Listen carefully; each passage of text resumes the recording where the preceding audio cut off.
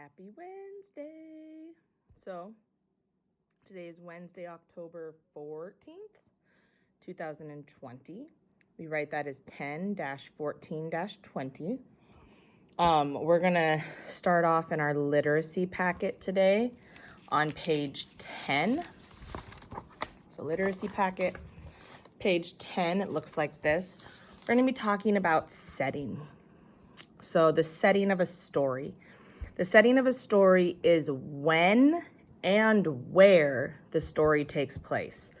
So when could be like a decade. It took place in the 70s, the 60s. It took place in an era like in the medieval times, or I can't think of anything else. Or it took place during the daytime or at nighttime, or it took place in the afternoon or at dinner time. So when is one component of a setting. The other component is where.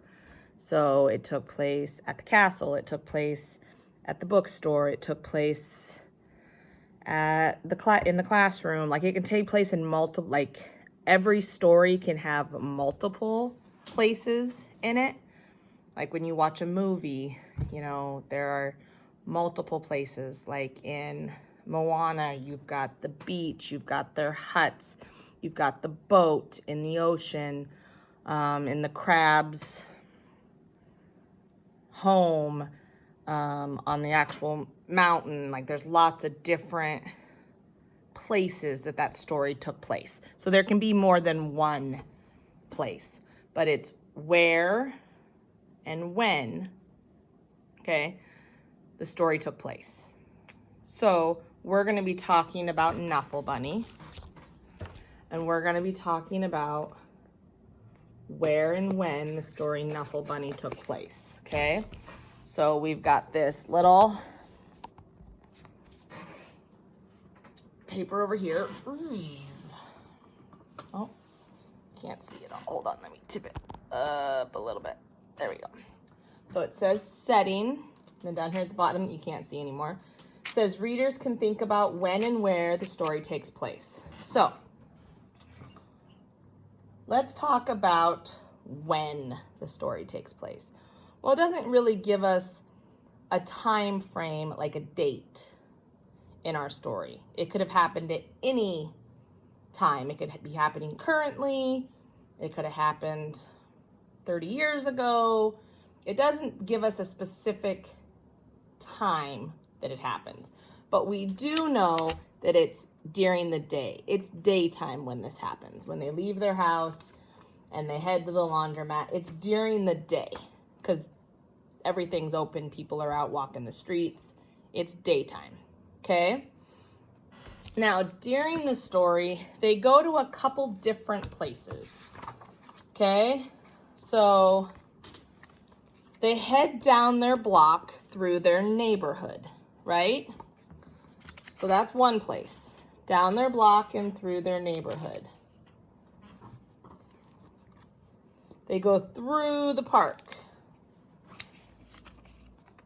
They go past a school.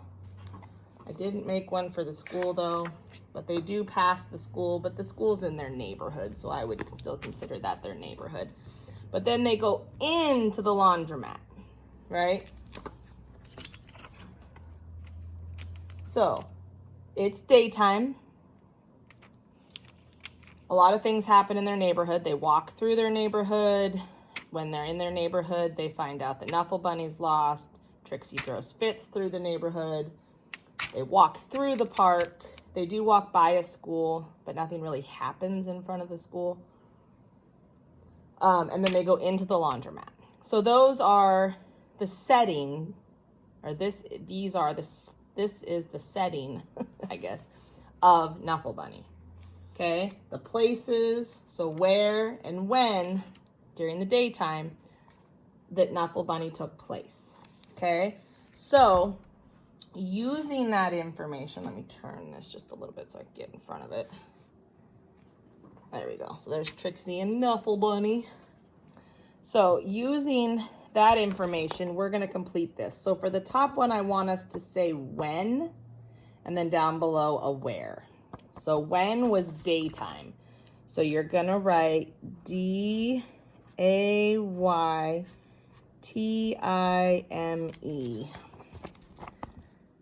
D-A-Y-T-I-M-E,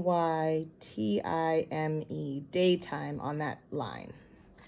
And you're going to draw me a picture of daytime. So the sun's out.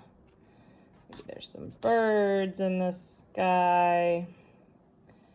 Maybe a couple clouds. It's daytime. Okay? Now down here, you're going to choose a where. So it could be the laundromat. It could be the neighborhood. It could be the park. It's your choice. Wherever you want to go. I'm going to say the laundromat. So I'm going to write that down here, down below. Laundromat. But like I said, you can choose the neighborhood or the block. That's another word for it. You could choose the park, or like I did, you can choose the laundromat. Okay, completely up to you. So you're gonna go ahead and choose one of those, and then you're gonna draw me a picture of that place. So the laundromat.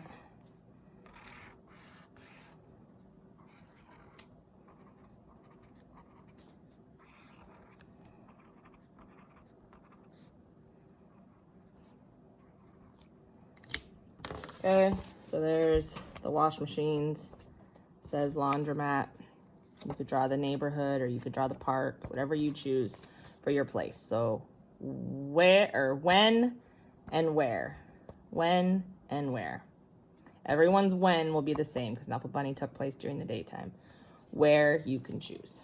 All right, so that is page, that 10?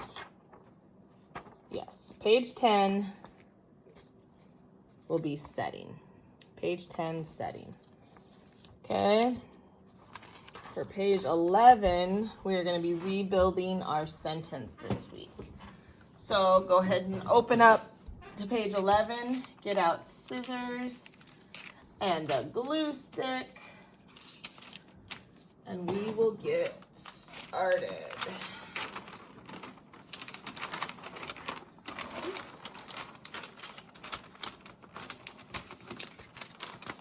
Okay, sorry, getting that folded up so I can get it put away. So, scissors and a glue stick. Page 11, it looks like this. We're gonna rebuild our sentence. So we're gonna take page 11, rip it out of there, cut out our word rectangle. Remember, I'm not gonna cut out all the words yet because then I tend to lose words. So I'm just gonna cut out the whole rectangle, and then I'm gonna put all my pieces over here so I can go throw them in the recycling bin later. So I've got this and my page 12 that I'm gonna rebuild my sentence on. Okay, now if I can't remember what my sentence says, there's a couple different ways I can figure that out. Sentences always start with a capital letter. Now in this block of words, I have 3 words that start with capitals: bunny, Knuffle, and he. Well, bunny has a period at the end of it, so I know that has to be my last word. Well, bunny's capitalized because it's part of the name. So Knuffle Bunny goes together at the end of my sentence. So he has to be my first word. So I'm going to go ahead and cut down this middle line so I have 2 strips of words. And then I'm going to cut out the word he. Now again, we read left to right, top to bottom. So I'm gonna make sure I start by gluing my word he down on the left-hand side of my paper. He, and my sentence reads, he looked in many places for Knuffle Bunny. He looked.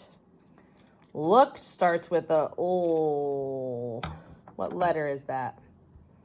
L. Only one word starts with an L. Looked. Looked. He looked in. How do we spell in?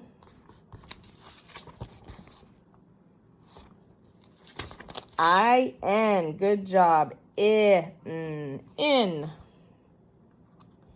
So he looked in.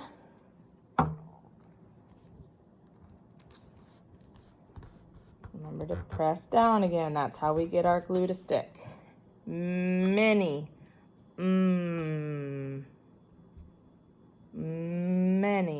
Starts with an M. Do you see it? Many. He looked in many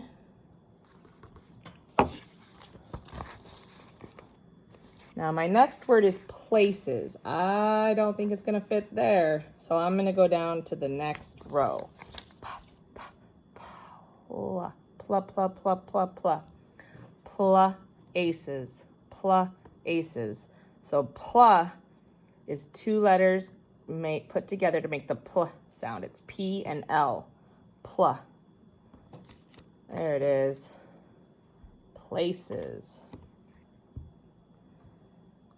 So he looked in many places for, how do I spell for? F-O-R. Good job. For. And I have two words left. Knuffle and bunny. Knuffle is K-N-U-F-F-L-E. K-N makes a N sound. I know, confusing.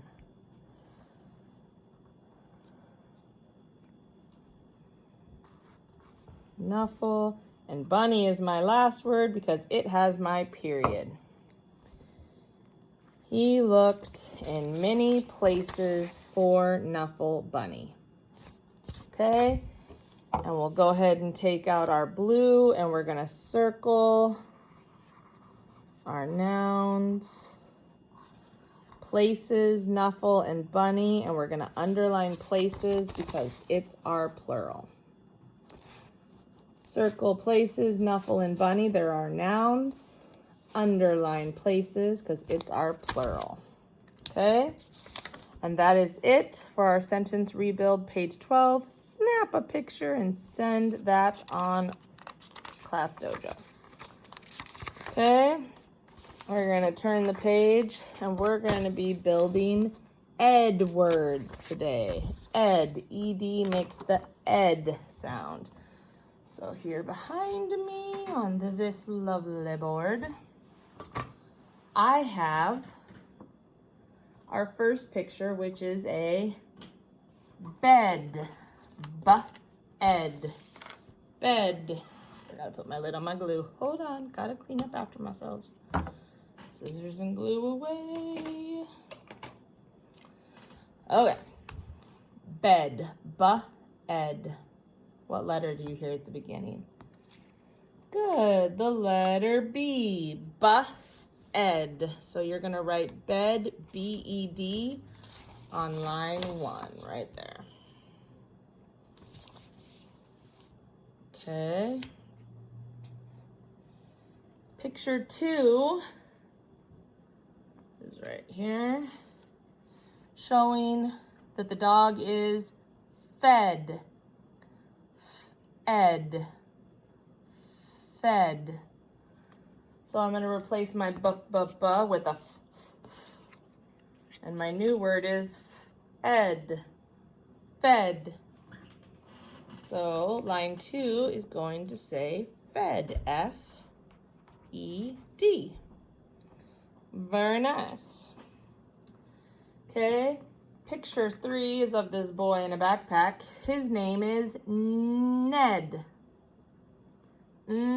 Ed. So I'm going to replace the f with a What letter says Good, it's an N, and it needs to be a capital N. Why does Ned need to be a capital N? Right, because it's his name. Ed. Ned. It's his name. You have to capitalize it, just like you have to capitalize your name and everyone else's. Okay. Our next picture, picture 4, is of a married couple who just got wed. Wed is our next one. W-ed. Wed. So we're going to replace our with a w. W-ed. Wed. You guys are awesome. Okay. And our final picture is of a color crayon, and the color is red. So we're going to go from w-ed to red. R-E-D. Red. Great job, guys. Okay. Oops. Put it that way a little bit. Scoot myself back in. So here is what I got. Go ahead and pause and get caught up if you need to. Great job. Okay. Let's take a look at our sentences down below. Ned is not in his bed. So Ned, bed. Ned is not in his bed. So number 1 matches this picture. Put a 1 in the box. Ted fed his dog. Ted fed his dog. Ted and fed are our ed words. Number 2 matches number 2. Or sorry, number 2 matches number 1 right here. I apologize. I looked at it through the camera and confused myself. And finally, Jed has a red pen. Jed and red. Right there, number 3. All right. That is everything for today. Tomorrow for literacy, we'll start out talking about connections with our story. Okay, I will see you guys at math.